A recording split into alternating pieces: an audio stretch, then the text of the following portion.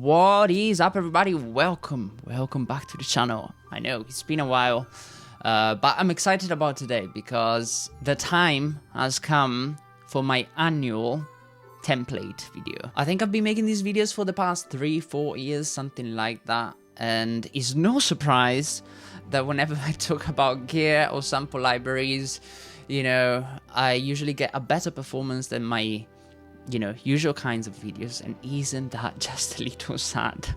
It's okay, just teasing. I enjoy making these videos myself. I'm excited about today because I don't usually, you know me, I tend to use the same stuff, yeah. But for the past year or so, I've been adding new libraries and making improvements to the template, so you can expect some new stuff. And also, I just gave it a little makeover in terms of mixings and things, you know, but it doesn't sound drastically different from the previous template. I'm a big advocate for using orchestration to take care of your problems, not necessarily using new tools. But, of course, tools are fun to have, let's face it. So we're gonna be breaking down some sounds, yes, not every sound, because it's a big template, 375 tracks as per today. I'm gonna be showing you some of the newer patches, but before we do all that, I composed a little demo. Yes, that's just to show you how the overall template sounds like in real life, right? When you're working on a project or something. Just to give you some context, I think it's just gonna make more sense. So I'm gonna be playing a little bit of that first, and then I'll open a fresh project, yes, without anything loaded in. I'll show you what's in there, and then we jump back to the project just to isolate a couple of tracks or something. So here it goes.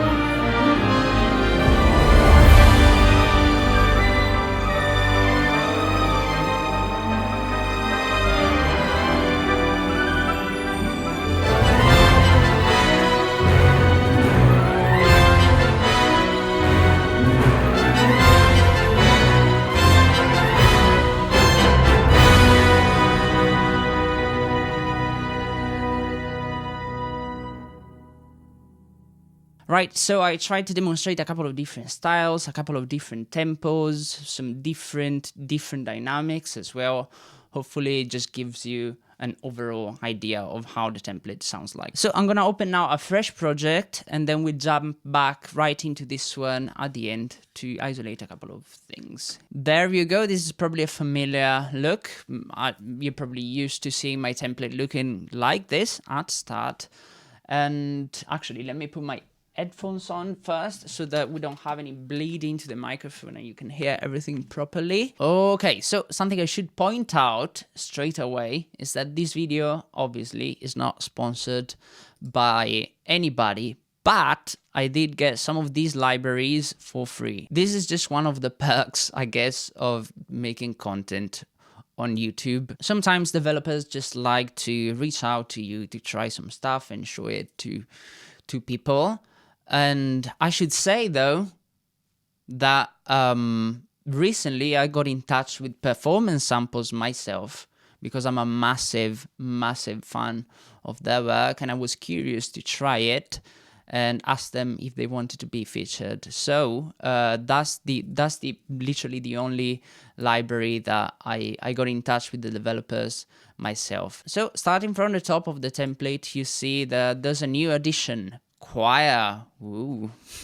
And I think these two patches, the children alto and the women alto, are my favorite in general of the library. They're very good for mid-register stuff, chordal stuff, and also is fantastic because it allows polyphonic legato. So let me play a couple of things. And also this is a breath controller, yeah, which I paid for myself, just like this library.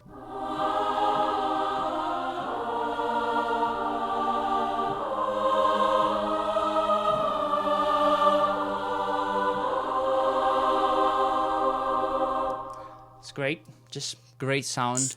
And of course, they've got other instruments as well. They've got a male choir, which is also pretty good, but I don't use as often.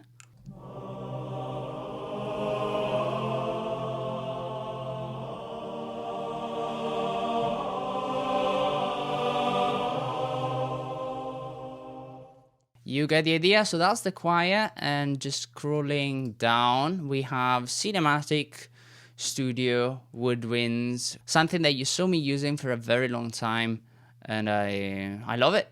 I think it sounds fantastic, and also I paid for it myself, so it's a good reason to use it. My favorite patches are probably the legatos, the low latency legato more specifically.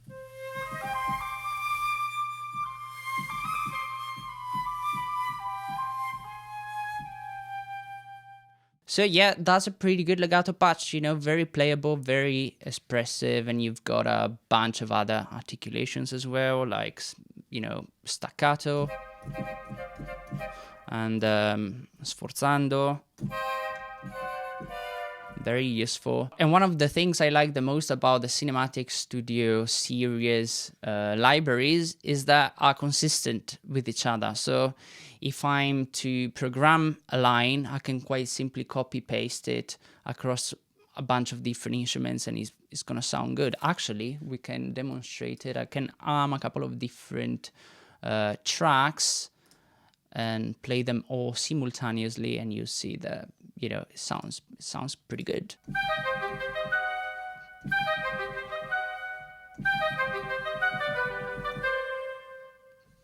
Right, so that's it. And what am I doing to it? Just a little bit of EQing, cutting a little bit of the low woofy air that woodwinds tend to have. So moving on, we have brass, more specifically sample modeling.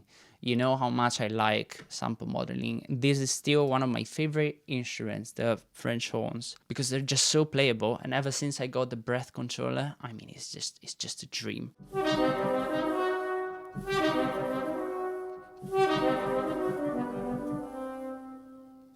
And it's very good for slow, expressive lines. I just realized I should probably move the microphone when I play.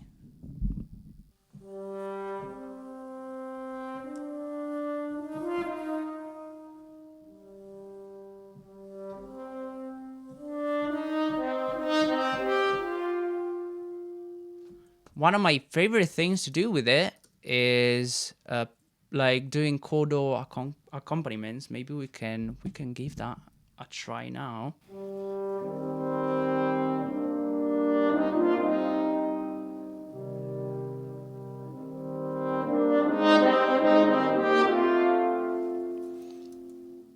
Okay, so I think it's awesome.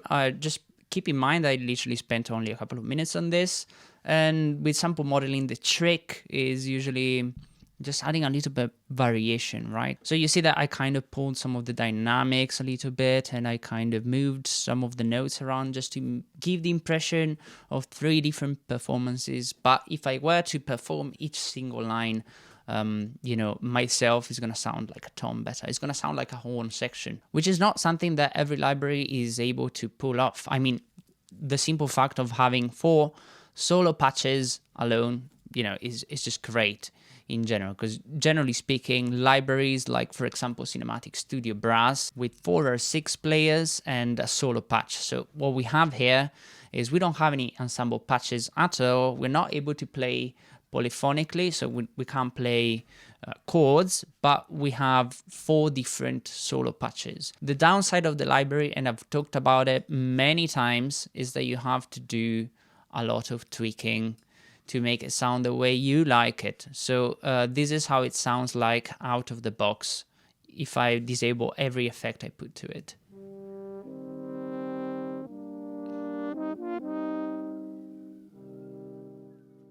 Quite a big difference in sound, and you know, simply adding a reverb is just not going to do the trick. Once again, I've talked about it many times.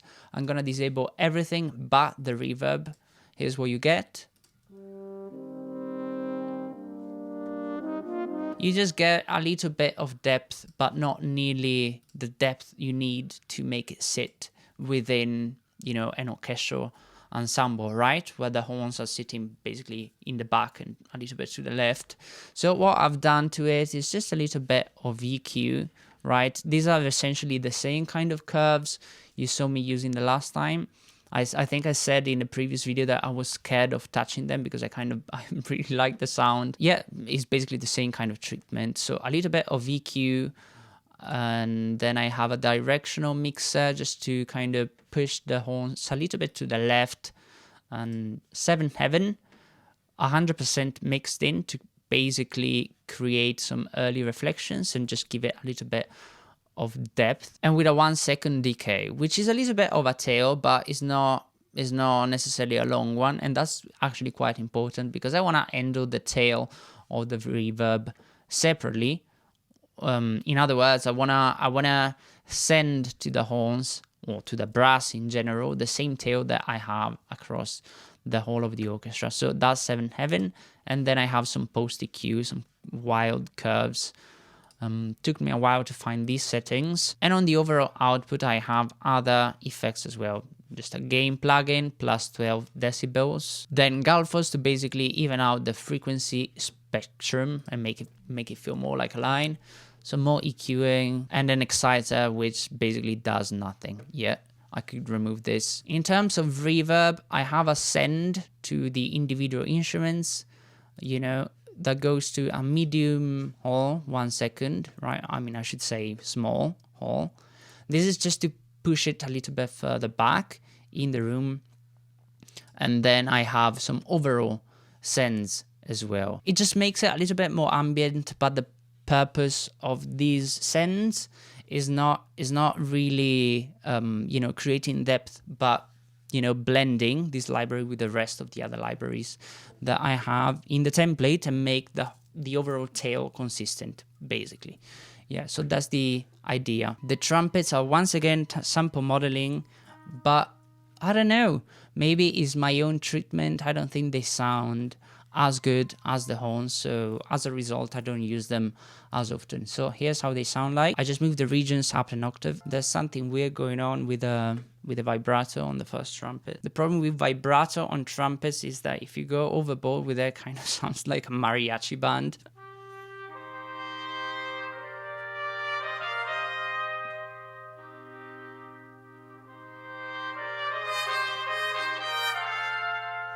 Of course, it's pretty good, or I wouldn't use it, but I think you can see that it's not nearly as good as the horns. I used to have some tenor trombones in the template. I wasn't using them, so I just removed them.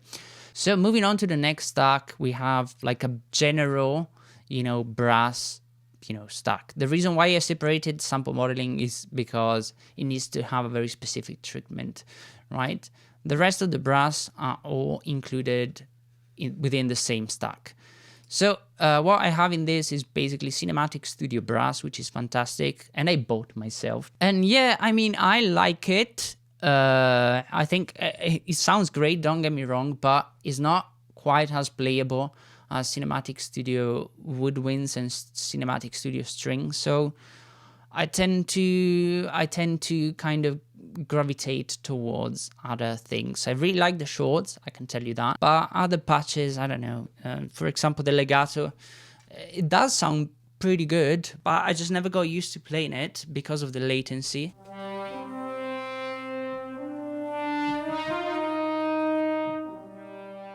as long as it's a simple line, fine, I can deal with it. But the moment you start to get more complex with it, I think the latency is just too much. I can't really deal with it. So what I usually do is just write a line with sample modeling or something, and then just copy paste and edit it later. I just can't physically perform most of the legato lines on either of the brass instruments that they have, but they do sound amazing if you're willing to put the effort in. Same goes with like marcatos. I think they sound a little bit strange.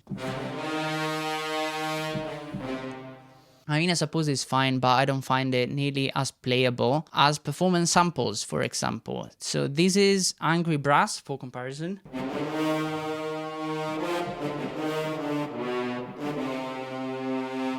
And I really like to use this as a layer in general to cinematic studio brass to get the very top dynamic. I bought Angry Brass myself, both the soloists and the ensembles. But recently, Chiappa from Performance Samples, of course, sent me Caspian Brass as well. So, and I was excited to try it because particularly for the horns, because I don't have an A6 patch, and I think it sounds fantastic.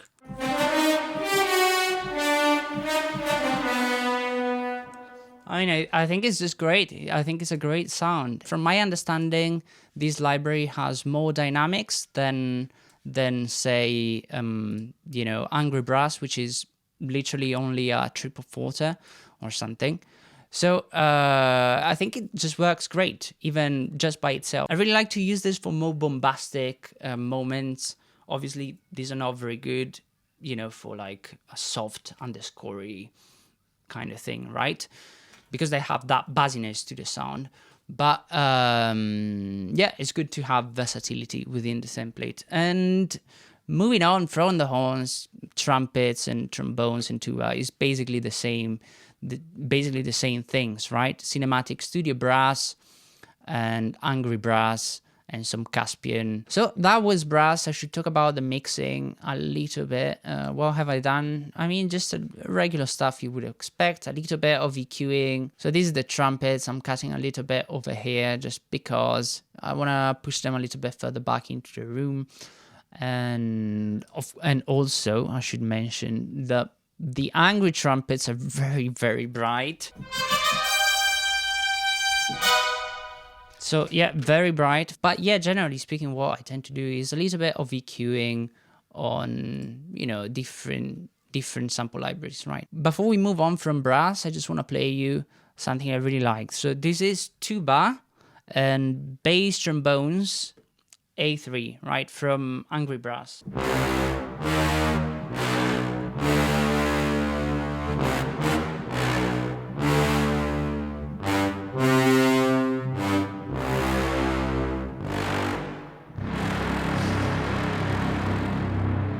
Oh man, I really like this. I think you can tell. And it's a sound I always struggle to find, the very low buzzy, brass kind of going for it. Obviously, I just don't use it all the time, right? It's not the kind of orchestration you would use often, but whenever I do, man, it does sound good. So moving on from brass, what do we have? Usual stuff in the middle, some utility tracks essentially, no output, click, a reference, something for sketching, which is just a piano, from Native Instruments, and also a different piano sound. I mean, the main difference is volume, really, is the same. As you can see, these tracks have a little dash on the S, on the solo symbol, right? Just so I can play it anytime. I may have other tracks soloed, but I can still grab these and play, right? Pretty handy, but also quite interesting, right? So it's just a piano. It's just a piano. I don't use any other sketching tools. I like to sketch on piano. I don't use anything else for sketching. I know some people like to use ensemble patches and stuff, and you see that I have a ton of ensemble patches, but when it comes to sketching, I quite literally only like to use the piano. So it feels like I've been talking forever, but we haven't really covered much. I'm just gonna take a break, go for lunch, and then come back and show you the rest of the template. I should probably say at some point during the video that my course is currently 40% off. Sorry for the intermission, just something to think about. Yep. All right, we're back. As expected, a bit of a change of scenery. It's getting bright outside. That's fine. We don't mind it. So let's move on to the next one, Ensemble Patches. For the most part, you'll see that this is organized the same way as it was in the past. So runs and phrases, ensemble patches, and some effects as well, which are hidden because I don't use nearly as often. We'd see the hidden stuff later on, because it's not quite as important as the regular stuff. But yeah, generally speaking, this is pretty much similar to what I had last year.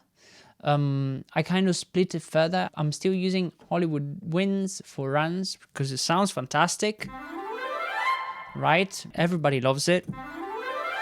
But I recently got Cinestrings runs, which I really like because it's mapped the same way as Woodwinds. So if I arm both tracks together, they basically play the same thing, right? And I split it in such a way that I can play different scales. For example, let's try an octatonic or a diminished scale, as we say in the UK. Something I really like, though, about Woodwinds is that I used to be able to, you know, play the same patch loudly or softly, depending on the velocity, right? So if I'm playing really softly on my keyboard, sounds like this. And if I play it really loudly, but you don't get that with Cinestrings runs. Maybe there is a way to do it, I don't know. But yeah, it doesn't really work with Cinestrings runs, and it doesn't work with expression either. So there's that. But it sounds fantastic, and it's not a massive issue by any means. So what else do we have for runs? I have some stuff from Albion 1, the legacy version, which I was sent for free by Spitfire Audio. And the rest of the things that we have in this folder is more Woodwinds, basically doing other articulations like this weird matching band things, for example. I don't use it very often. Actually, I can't even remember the last time that I used it, to be completely honest with you, but it does sound great, and I like the idea of having it in the template. Check this one out, for example. This is really, really cool. Something I see myself using a little bit more often is this one. I don't know why I don't use it, to be honest, because it does sound pretty good.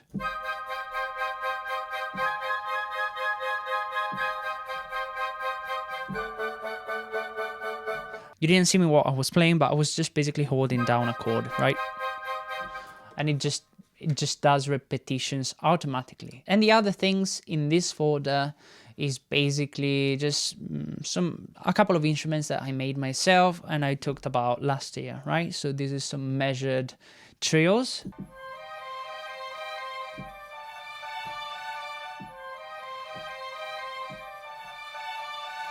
And it's great because it's mapped, I mean, it's great because I made it myself. Jesus Christ, how much of a narcissist I am. No, it's great because it's mapped to tempo. The original tempo for these samples were 100 BPM, but it sounds pretty good even if you want to do it quite a bit faster. I mean, it does sound a little bit strange, maybe, I don't know. I wouldn't probably use this articulation at this tempo anyway, so there isn't much point. But we have a bit of a wiggle room, that's what I wanted to say. And yeah, same thing for Woodwinds, but a different kind of phrase. This was mapped at 150 BPM, but, you know, still works at 120. And before you ask me, these are not for sales. I just made them for myself. I don't plan on selling these. Now, let's move on to regular ensemble patches. We have a couple of new additions, some older stuff and some newer stuff as well. I had used Dominus Choir for quite a long time, simply because, you know, Fluffy Audio sent it to me for free a few years back, and that was the one I had. I never really used Choir much, and I didn't see much point in getting something else. But recently I was on a project and I had to upgrade and get something else. So I mentioned before, you know, Stress of Choir Essential, which I enjoy using the legato patches because of the polyphonic stuff, but they have some ensemble patches as well. Right? So I really like these, but Performance Samples just a few days ago sent me Oceania 2, which is not usually my kind of thing. I don't tend to do the epic stuff, but man, this is just amazing.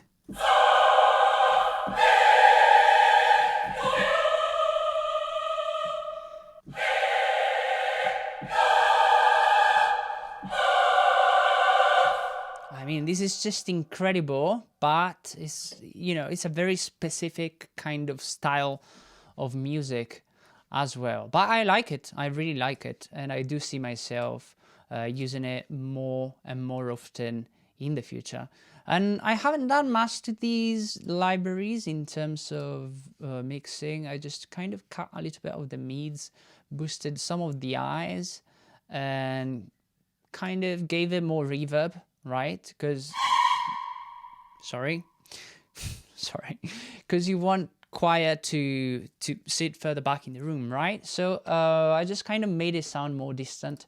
Also, by default, I think it loads up with the closed microphones as well. You can see the memory kind of is going up quite a bit. I don't see much using the closed mics for, you know, the type of music I write, but it does sound pretty great. So let me just isolate that.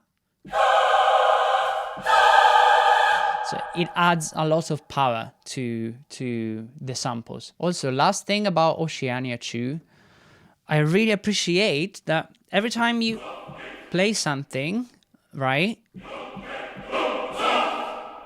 Every time you play something, it kind of switches to a different syllable, right? But if I play it in a more legato-ish kind of style, even if I change the note, it kind of stays on the same syllable. And I just love the Jasper thought about that, because it's something that is easy to overlook, I think. So that's it for choir. Now more regular ensemble patches. I've got the usual stuff, you know, Woodwinds, which are pretty useful, very useful actually. I use them all the time. I oftentimes like to, you know, play the shorts together with the longs to kind of give me more attack, but I use the regular shorts by themselves just as often. Right? And same goes with the octaves, winds octaves.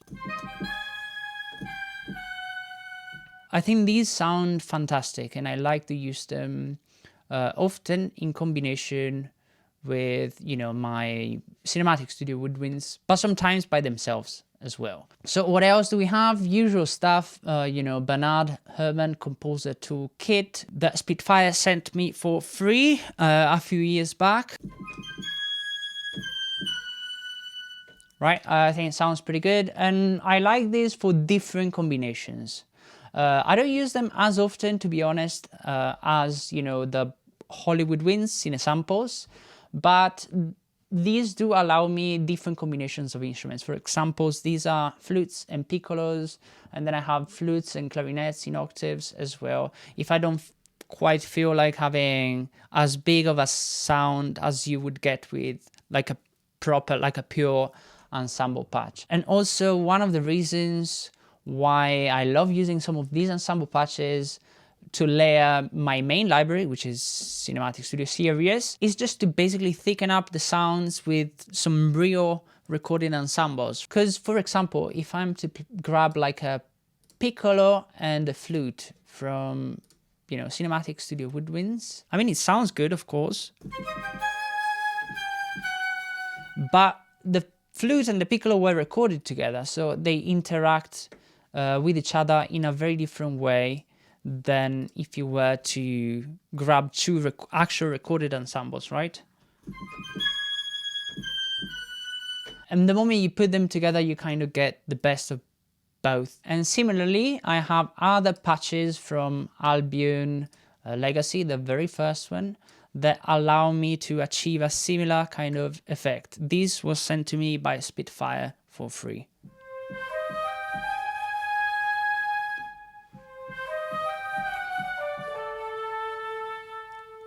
I mean, I really like this one actually. I really love this legato patch.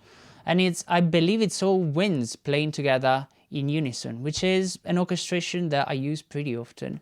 But once again, let me put it in context with the Cinematic Studio series. I think it sounds fantastic. And what Albion does here is not so subtle actually. If I disarm it, you notice the difference. I mean, it still sounds pretty good, but Albion does add a little bit of air. It's just so great. And I love the whole, by the way. I love, you know, the, what is this? What's the name of the whole? Jesus. Air Studios. Air Studios. I love that. So moving on from the Woodwinds to brass, it's pretty much the same stuff as last year with the addition of Albion 1. And this is one of my favorite sounds, you know, Cinematic Studio brass together with Albion 1.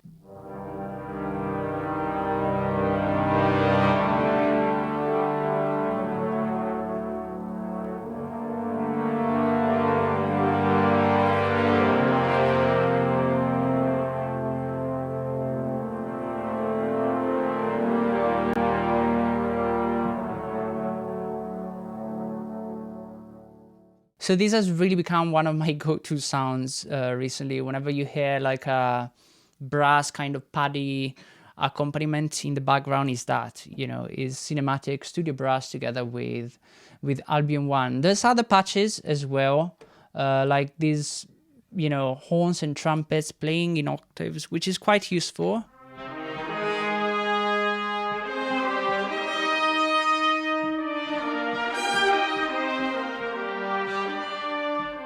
But I just don't quite like it as much as the other one. So I don't find myself using it nearly as often. The other things you see here are more niche sounds, like, you know, these trumpets and xylophones. Which is, you know, it's great. It's a great sound, but it's not something that you use often by any means. But this one I do really like and I use pretty often. So this is Bones and Timpani from Bernard Herrmann Composer Toolkit.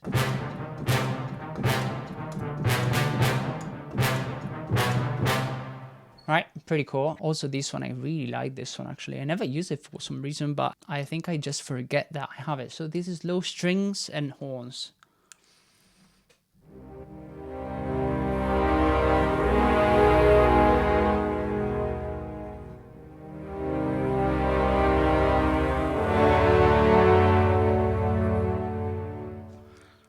Right, I think it's fantastic, but it's not entirely realistic. Maybe that's one of the reasons why I don't use it. I wish they sampled it in unison. That's the thing, but it is what it is. It does sound pretty good. That's it for brass. Let's have a look at strings, which is once again basically the same with the addition of the newer Albion libraries, which I do like to some extent, but I don't find myself using it nearly as often for strings as I do for woodwinds and brass. This is just my usual ensemble patch from CSS, which I still love to death, particularly the longs consordino. Let me see if I can remember the same thing that I played before.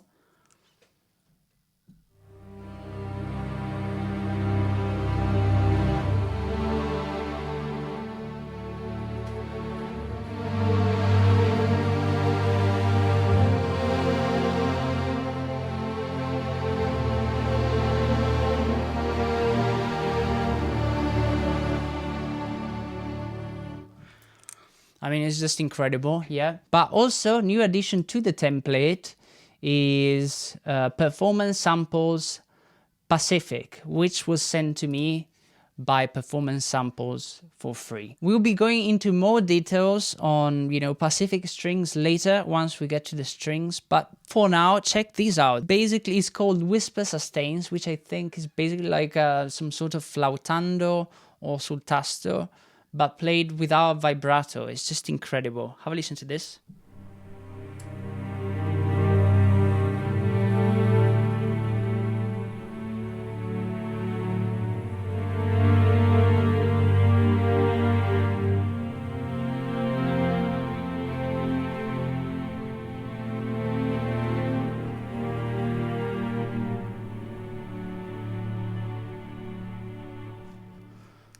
It's really good. It's really, really amazing. And I didn't play it all that great because I was using a breath controller. So let me try something simpler, like, I don't know, like in a mid register or something, just to give you something, something else.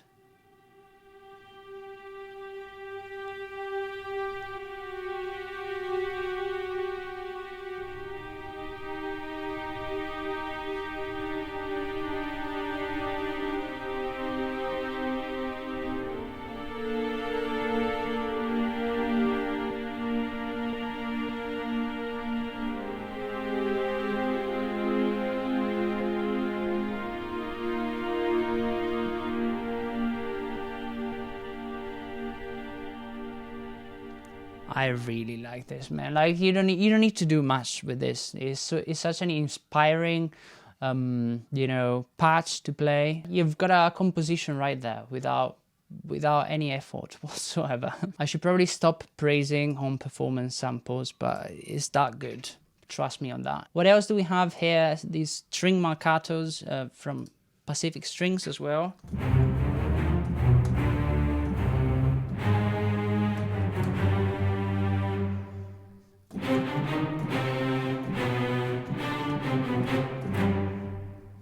I mean, it's great, but it's very aggressive. Now, I mentioned before Albion 1. No, this is still Pacific. Albion 1. So I've got a spiccato patch right here, which is fine. I like it all right. I just like the room tone, to be honest, more than the samples themselves. I tend to use these as a layer to Cinematic Studio. But on the topic of Albion 1, this is probably one of my favorite patches in general. That is basses and cellos playing in octaves. This is just amazing.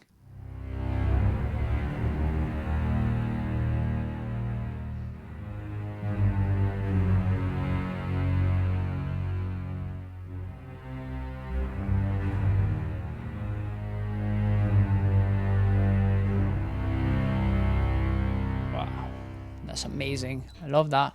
And all I've done to it is just add a little bit of sub bass and a little bit of a smiley EQ. That's it for Ensemble Patches. Once again, I've got more stuff. We can quickly jump into it later, which is basically orchestral effects. It's really not that important. So let's move on. I think I spent forever on just Ensemble Patches.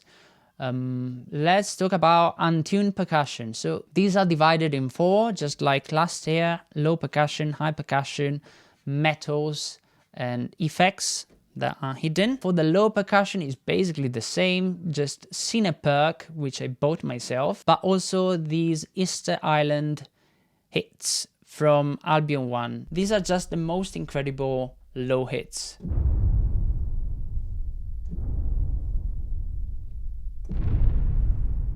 There's a lot of them as well. And they're all different. I should say though that Spitfire Audio did send me, you know, Albion 1 for free a few months back. But before then, I was using Spitfire Originals, which has basically the same sounds as this one. I just switched to Albion 1 because I'm not a fan of the Spitfire player. I just don't know how else to say it. I think it just looks a bit ridiculous. So that's the reason why I replaced it. They literally sound the same. The only difference is the UI. But talking about the other stuff, it's just Cineperc. We've got a bass drum here. sounds great. One of the reasons why I like Cineperk so much is the fact that you can adjust the release. I mean, it's such a dream. I've talked about it in the previous video as well. But basically, whenever I let go of the key, the sample stops, right? One of the problems that you get sometimes with, you know, low percussions particularly, is that you have this kind of, you know, build up, you know, this rumble that builds up in the low end, because the samples never stop. Essentially, it stops when the sample ends, which I don't think is the way to go, or at least I like being able to choose. And in terms of, you know, for the bass drum, in terms of processing, I've done this, some wild curves, and a little bit of sub bass, just, you know, to make it sound a little bit deeper. But this is my preference. It sounds pretty good out of the box as well. You don't need to do this. For example, if I disable it, it sounds like this. And this is with my effects. What else do we have here? Some timpani. Let's play a little bit of that.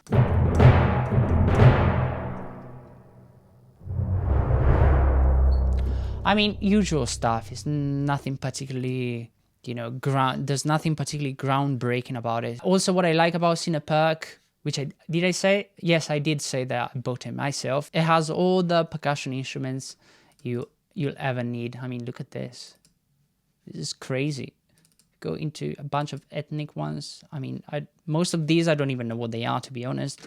But it's great to have, you know, if you feel sometimes like you're stuck in a rut, you can just try some stuff out. So that's the low perk. We have other stuff like taikos, pseudos, you know, normal stuff. Here's a fun one, actually. Monster low hits. This is crazy. It sounds like an explosion or something. I love it. I think it sounds fantastic. So Cineperk pretty much constitutes the bulk of all of my percussion, really. So same goes with high perk. I've got some snares here. This is what I've done to it. You know, I can mute it. It's actually better without, to be honest. Well, this may still need a little bit of tweaking. And this is a library I made myself, and I have to locate it for some reason. Don't you hate that when it happens? Don't crash, don't crash. That shows how good I am at making sample libraries myself. I just made Logic crash. My libraries just made Logic crash. So yeah, these are just a couple of loops I use sometimes. Quite straightforward, yeah. I believe this is quite literally the only non-Cineperk thing I have in the high percussion. And for the metals, I've got a few stuff that are non-Cineperk. I've got this Piatti from Albion 1. I mean, this is great. I love it. I just love the room. When you put it together with, you know, Cineperk, kind of sounds magical, right? Gives it a lot of, you know, body, and it's just amazing. Same goes with the tam tam. Have a listen to this. Just love it. Here's the Cineperk one. It's a very different sound. It's together. I should say though, I still kept the one from BBC because I really like it. Of course, it takes ages to load. This is just amazing, yeah.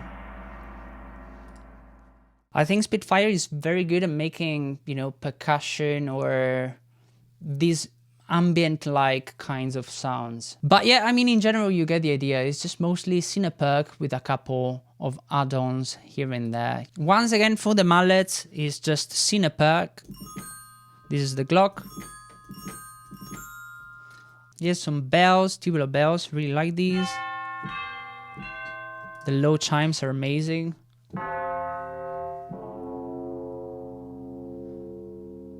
I do sometimes like to use the vibes as well with the motor on.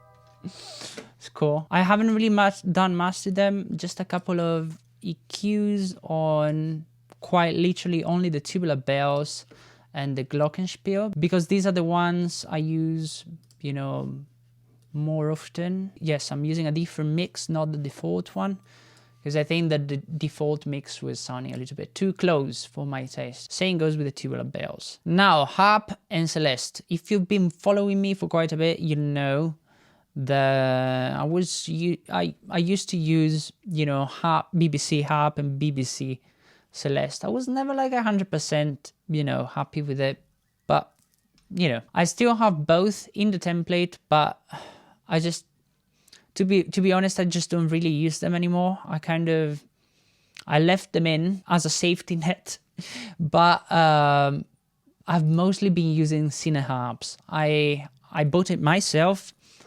I recently had to work on a project where the composer was using this one, and I was like, okay, I guess I'll get it myself. I was a bit skeptical, but after using it for a few months, I think I kind of like it.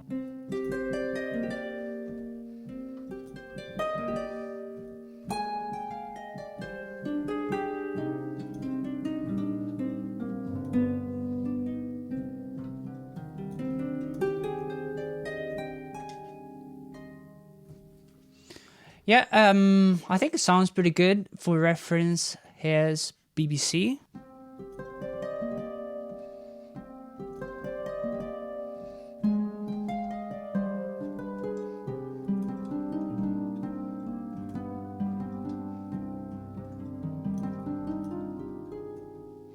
I mean, it's a very different sound, and obviously with BBC you have all these amazing mic positions. You can kind of tweak it to your taste, but just keep in mind, yeah, the memory goes up every time you kind of add a new mic position. Yeah, it's basically like loading a new instance of the instrument.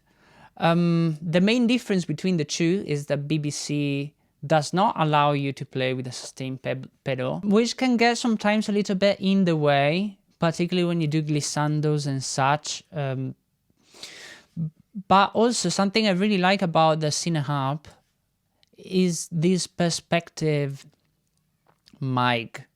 What it basically does is map to the mod wheel, and if I move it up and down, you see that the kind of mic configuration changes, and you can do it as you play.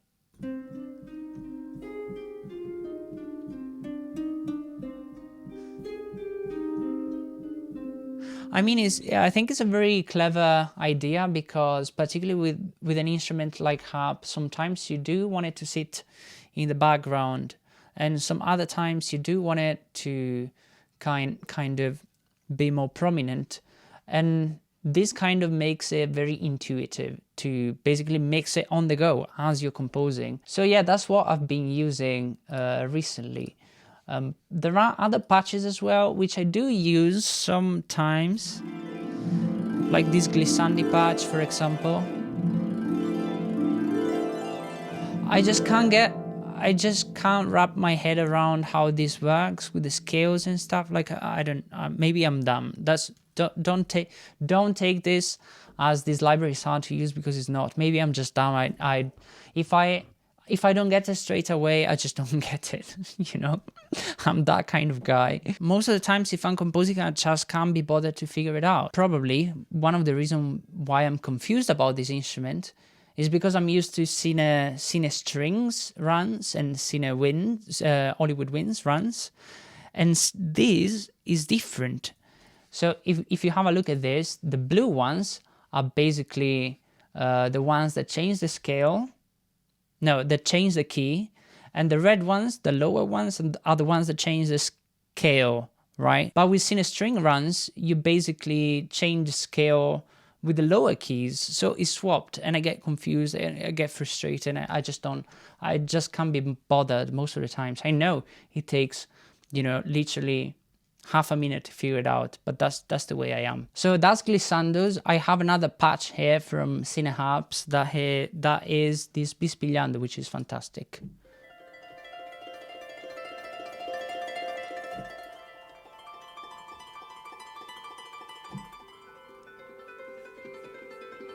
Once again, it does sound great, but I think it has much of the same problems as the other patch, so the glissando patch. It's not a big problem though. I see these patches as bonus content. So that's the harp, and about Celeste, I'm once again using Cineperc.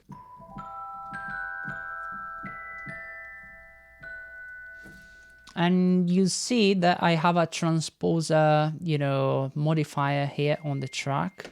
The reason is I oftentimes like to play it in octaves with Cineharp.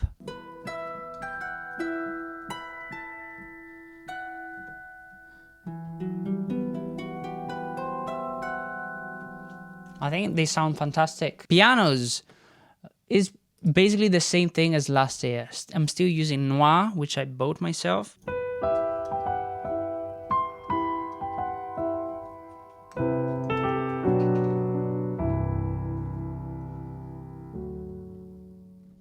I mean, I hope you agree that it sounds fantastic, and I didn't have to do much to it, to be honest. I just boosted a bit of the top end and just add a little bit of reverb. That's pretty much all I used. For more exposed pianos, I have a couple of felt pianos that I like to use from time to time. The same one from Native Instruments, Noir Felt, Bitfire Felt Piano, which is, like a must-have. But for more contextual stuff, like orchestral stuff, I tend to use Cinepiano, which I bought myself. I think you can tell it's a bit of a different kind of aesthetic. And sometimes I do still use Cinematic Studio Piano, which I also bought myself.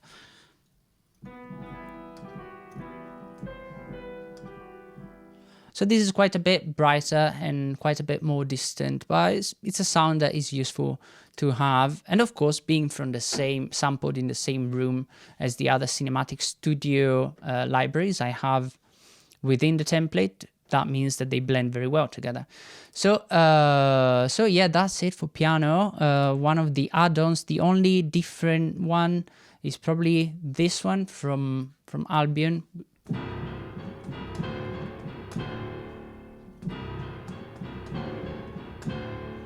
So this is very ambient and it's quite literally just shorts. Okay, we're almost done. Strings. What about strings? So per usual, I've got my, Cinematic Studio strings and Cinematic Studio solo strings, which I still love. But recently, as I mentioned before, I was fortunate enough to be sent Pacific strings by Performance Samples, and this is just something else. I'm not praising it because they told me to do so, because they're paying me. That's not the case. I just love it. This is something else. They've got other patches too, but what I have in the template here is the legatos. So here it goes.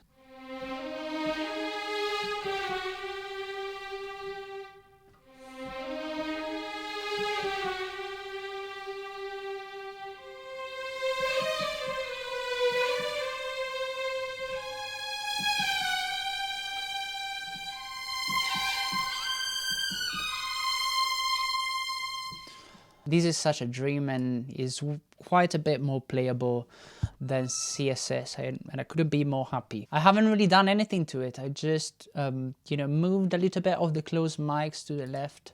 And in terms of processing, there's nothing else, just some gain. I kind of rebalanced it more to my taste. And the processing is got, it shares with the rest of the Cinematic Studio strings. So it's basically the same stuff that I had last year. I mean, this is amazing. This library has got other articulations. It's got shorts. It's a 4-string library, right? It's got shorts. It's got some marcatos, some sordinos, tremolos, trios, that kind of thing. You get with other libraries as well. I'm not as interested in those, to be completely honest. I like the spiccatos, but they're a little bit too aggressive for my taste, and I don't see myself using it. Also because, you know, CSS is so consistent across the board with the other libraries that I still use, like CSB and CSW. So, but for the legatos, I mean, the moment I tried it, this was an instant switch. Also, Performance Samples sent me Vista as well, which I really like, but it has a different aesthetic. Like, it has very heavy vibrato, and it's a much smaller section. I think it's just 5 players for the violins.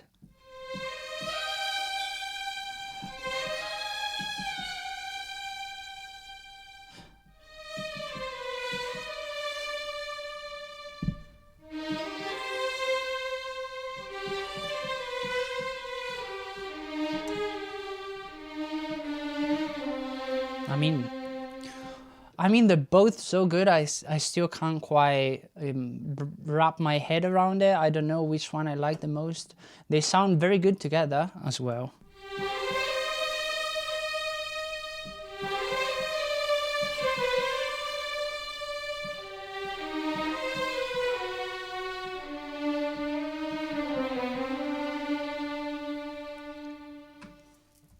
And for reference, just for the sake of being thorough, here's CSS.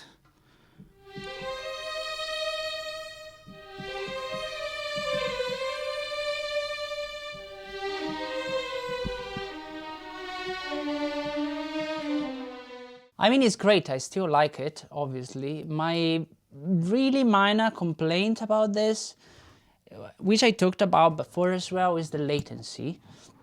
Unless I cannot really use anything other than the low latency mode. And it seems to me like the legato for the solo strings has a different delay to the ensemble strings. So it's not ideal, but I think they're working on a fix. I've been in touch with them recently and they told me they're working on an update. So I'm very much looking forward to that. Other than that, is all pretty much the same, right? With the addition of Vista and Pacific strings. Before we move on, before we jump back into the other session I showed you at the beginning of the video, I just want to show you something. The other day, as I was checking out these libraries, I kind of tried, you know, the classic Marian's theme on Vista, and it just sounds like the real thing. I don't know, maybe maybe it has something to do with the number of players or the style of performance, but have a listen to this.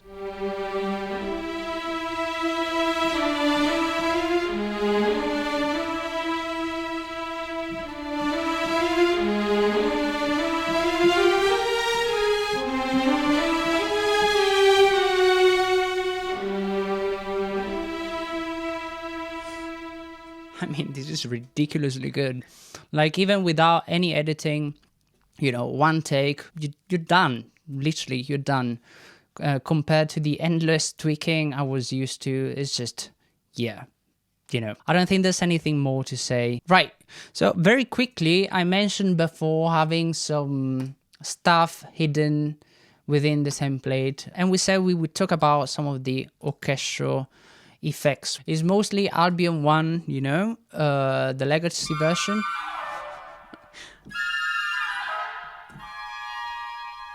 They sound so good. But obviously it's it's not something you would use every day. There's so many of these, I'm not gonna play through all of them. I just mostly like the ambience. Once again, I just really like the whole, and I think it suits this sort of you know, writing very well. But yeah, other than that, I've got more things from Woodwinds and Bernard Herrmann Composer Toolkit or something. So that's the Woodwinds. For high brass is quite literally only Albion 1. To be frank though, I use these very rarely. I just don't do this type of writing often enough. So that's just the thing. Moving on to strings within the same folder, what do we have? I've got, oh, this is one of my favorite ones in general. I should not have this hidden because it's just pure gold and it's free. I found this on Piano Book. It's called Woven Strings. It's just incredible. Have a listen to this.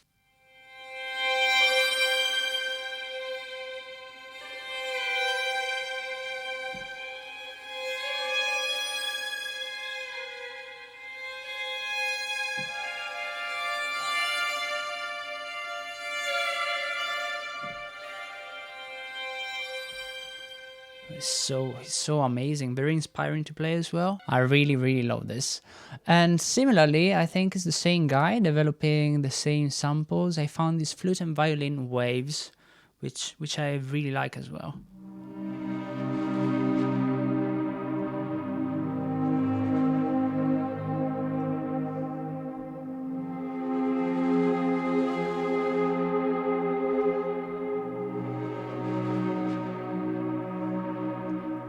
Amazing, truly amazing. But yeah, I mean, we've got more effects. Here's something from Albion. Also unmissable, we have some like swipes and, you know, slides. Pacific Strings also has, you know, risers and stuff. So I kind of included them as well because they sound great. And they've got different lengths. And these are not ensemble patches. So it's basically split between violins, violas, cellos, and basses. And I like the idea of having more control for patches like this as well. That's pretty much it. I'm gonna close the template and jump back into the other project and see if we can isolate a couple of things in context, and hopefully, you know, that would give you a better idea of how all these libraries kind of work together. Let's see if we can isolate a couple of things. For example, have a look at this one. This is the untuned percussion altogether. I love it. So basically, this is a few different halls combined together. So the Air Studios with, I forget the name of, you know, the one where they recorded Cineperk and Maida Vale from BBC. I've also used the whisper sustains I played through before, together with CSS.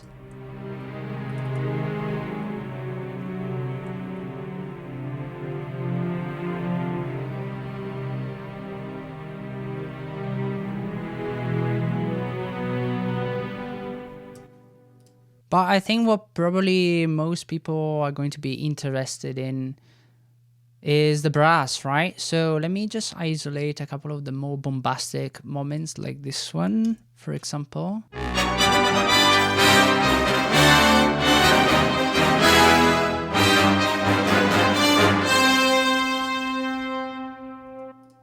So this is quite a few different things kind of stuck together. For the horns here, I've used Caspian and Cinematic Studio brass.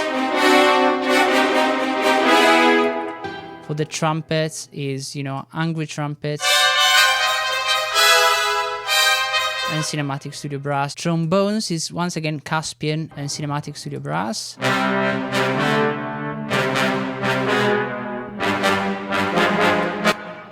And so on and so forth. I think because of the performance style, this kind of blends well with Oceania. So let me put it together.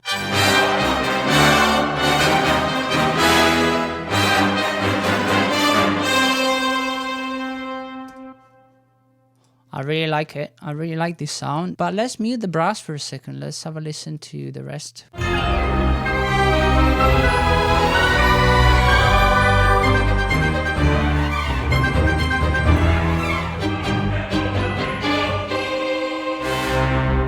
So you see that, you know, even if I'm using 3 different libraries, it doesn't sound to me like it's it's 3 completely different libraries, to be honest. I think they blend quite well with each other. I mean, blend is not the right word. I think it's just they kind of complement each other very nicely. So let me just isolate literally only the strings.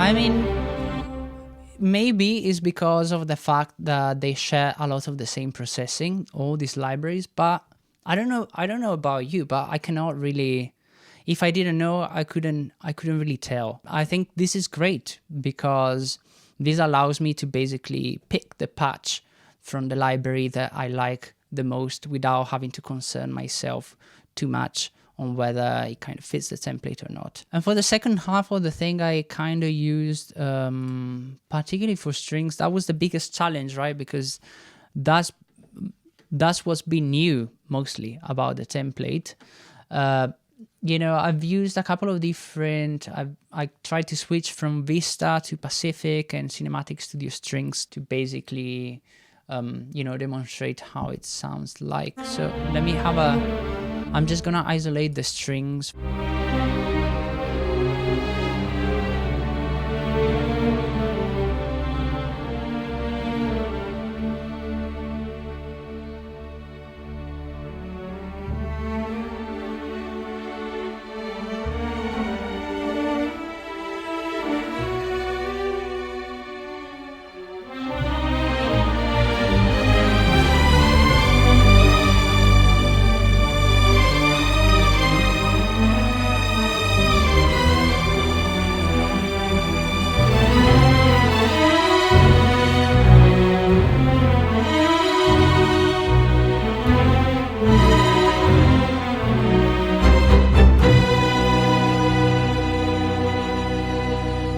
I mean, this last transition at the end is a little bit clumsy, but I think overall kind of sounds pretty nice. What I think Performance Samples really excels at, parts that are more dynamic in nature, like for example this crescendo.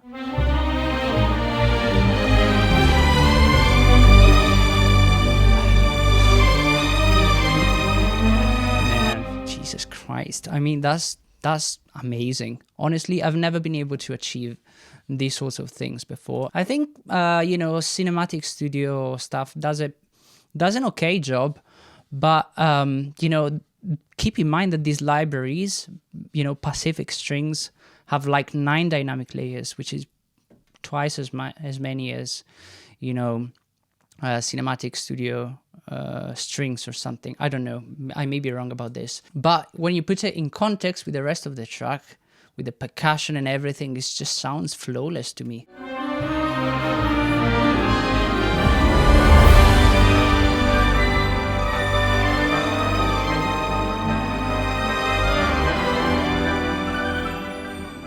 And please don't take it as I don't like Cinematic Studio Strings anymore. It's not true. It's still in the template. These legatos are kind of hard to beat right now. And I've only had it for like 5 days. Just saying. I don't know, maybe it's just the honeymoon phase or something. Well, we'll see how they hold up in the future. So let me just play a bit of the brass at the end.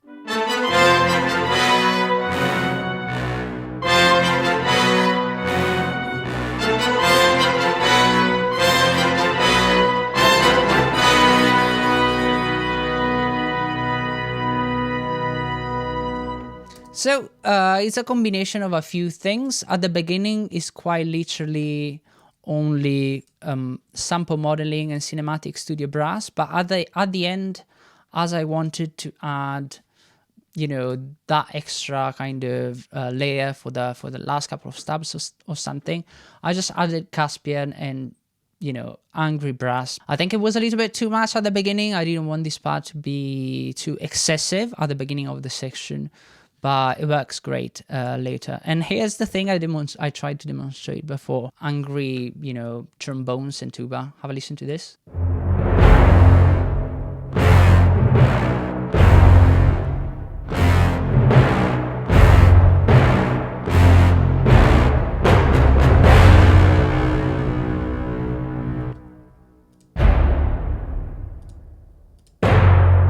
Oh, that's a wrong note.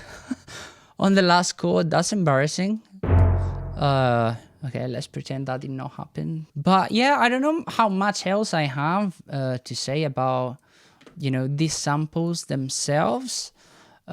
We can talk a little bit about the mixing, I suppose. But you see that there isn't much to it that wasn't done in the past.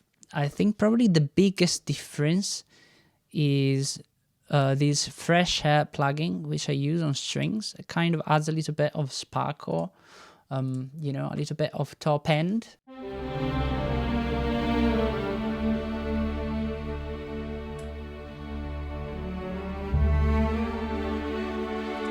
This is without, with. It's quite subtle.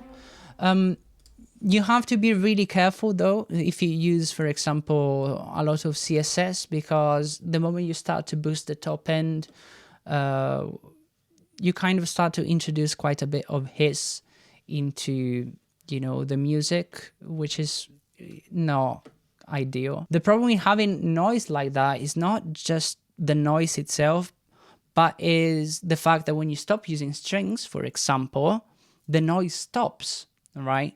So that's my main concern about boosting the top end with Cinematic Studio strings. I don't think Cinematic Studio Brass and Studio Woodwinds have nearly the same amount of noise as the strings do.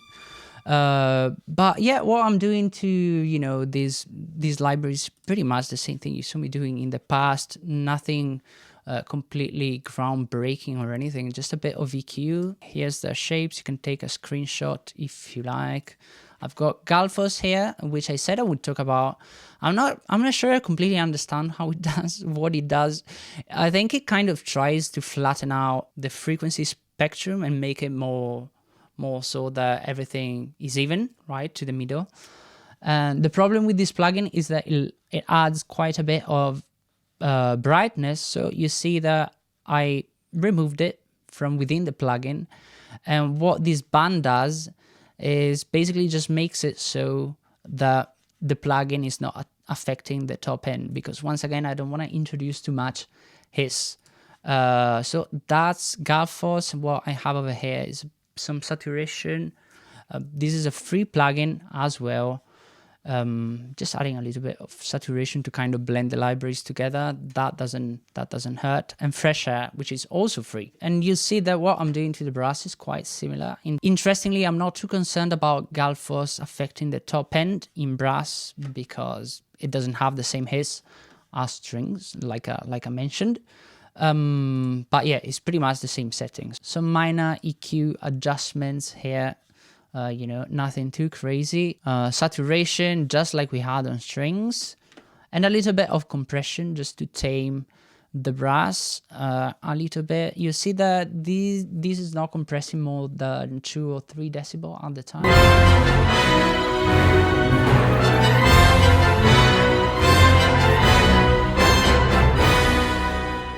And regarding single instruments, I think I'm just basically doing some EQ, nothing crazy. Winds is a bit more specific, but it's basically the same thing I did last year, you know, similar kind of treatment as the brass, a bit of a smiley EQ right here. And I have an insert reverb.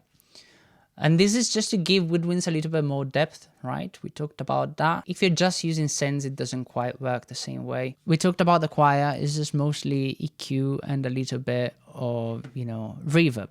So let's talk about reverb. Everybody's going to ask me about reverb. So what do I have? I mostly tend to use only 2 reverbs. My main is this one. I should probably be able to isolate it. Here's how it sounds like.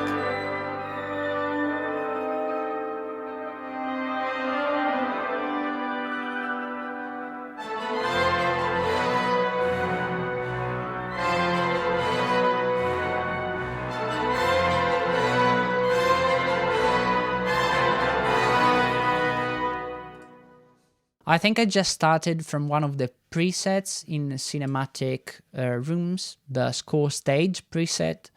And I kind of changed some of these parameters. I can't remember exactly which I changed. But if you're interested in, you know, how this sounds like, you can grab a screenshot right now. This is just a 2 seconds tail, right? That's probably the more important aspect of it. We talked about the MIDI one before. It's just a 1 second one. I use it to push instruments further back into the room without having the reverb kind of affecting them too much or being too noticeable. And this is a new one. I mean, it's not a new one, but I'm using it in a slightly different way now. In the past, I used to use these very long tails just for an effect, or maybe like a piano or something like that.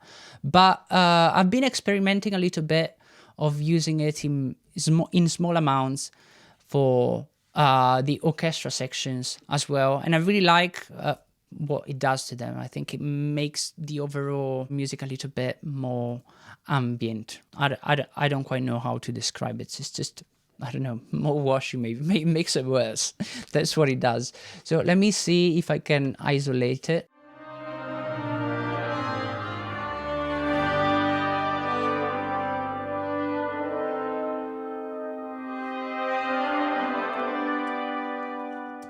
And I think the starting point for this sound was the Taj Mahal preset. Of course, because you have to use a venue like that.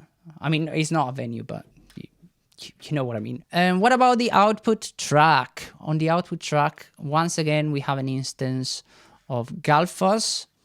You know, pretty much same settings as before. We've got an EQ, which I changed a little bit from the last time. I think I added a little bit more top end. A little bit of compression. I think this is not compressing more than 2 decibels at the time. With a long attack and a ratio of 2:1, so that is not basically compressing too much. And auto release, which is basically the best function of this solid state plugin. And what else? And then Ozone 10 with a little bit of tape saturation, a mid-side EQ, makes a little bit wider, same with an imager. This is basically just making it wider overall.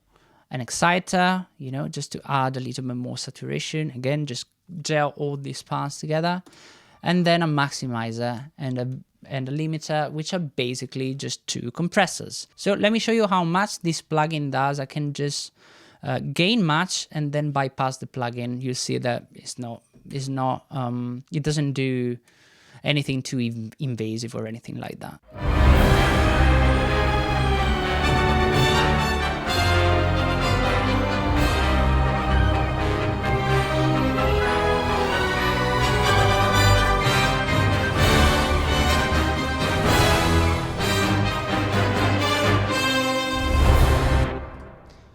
It's barely noticeable. I think I may at some point toy with the idea of removing all these effects from the output track altogether and try to achieve the same mix in an alternative way. This is just so that it's going to make delivering stems much easier. If you have to export stems in a regular kind of fashion, like so, you know, export audio tracks or something, it bypasses some of the effects that you have within the project, and that's just not great. So I still need to find a solution. And that brings me to the next point. You see that, if you remember, in the past I had a bunch of crazy routings for printing stuff. That's gone. Yeah, I hated it. I hated it before. It never really worked the way I wanted it to work. So if I'm exporting stems, and most of the times, and I want to keep this mix, most of the times I'm kind of forced to solo and then bounce and then repeat the process for each single stem. That's the only way to keep the processing. But even then, it doesn't quite work like you would expect, because individual tracks hit the output channel in a different way than they would when they play all together. So that's the output. And maybe the last thing to talk about is this project settings. 512 buffer size with a buffer range, medium buffer range. And this Mac is a MacBook M1 Max with 64 gigs of RAM, essentially. I can't really think about much else to say, to be honest. I think we covered pretty much everything I wanted to talk about. Something I just want to mention before we leave it is just if you're just starting out, don't think for a second that you need all this, right? And don't think for a second that you need to have a complex a system that is so massively complicated and overkill as what I have over here, right? You don't need anything to compose music. You know, these are tools. These are things that are nice to have, but they're not going to make your music any better if you can't write music in the first place, right? I just had to get it out of my system. And this is partially why I don't talk about sample libraries and VIs very often. I just don't want to give people the impression that these things are important, right? They're important to some extent. Everything we've looked at today just suits my needs, right? Just suits my personal specific needs. Everything down to the libraries, the plugins, are choices that are very much subjective. Please don't feel like you have to have something simply because it was the latest product on the market or something like that. You know, things can get expensive very quickly, but you don't need much to write music. Some of the greatest composers of all time have written music quite simply with pen and paper, and you know how cheap that is. So I think that kind of settles it. All right, so that's everything I wanted to say. I hope you enjoyed the video. I don't know how long this is gonna be, but I get a feeling this is gonna be a pretty long one. I've been shooting all day, pretty much. Once again, this template is available on my Patreon alongside this project I was just playing now and at the beginning of the video as well. Once again, it's been an absolute pleasure. Thank you very much for watching, and I'll see you on the next one.